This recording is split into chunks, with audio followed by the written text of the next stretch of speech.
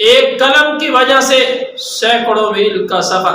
تاریخ کے اندر یہ معمولی واقعہ جو اس انسان نے رقم کیا، تاریخ ایسے واقعات کو پیش کرنے سے قاصر ہے۔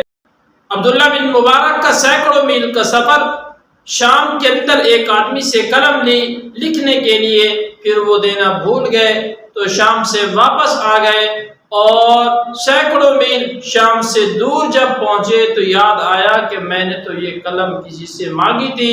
تو اس قلم کو پہنچانے کے لیے انہوں نے سینکڑوں میل کا دوبارہ سفر طے کر کے وہ شام کے اندر پہنچے اور اس کی قلم واپس کی۔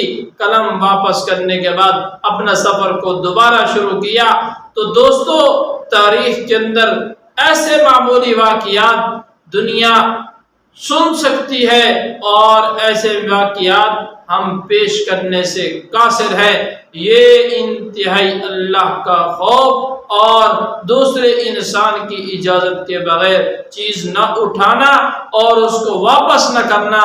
تو دیکھا جائے تو اس واقعے سے ہمیں کیا سبق ملتا ہے کہ ایک قلم کے پیچھے انہوں نے سینکڑوں میل سفر کر کے اس قلم کو واپس کیا۔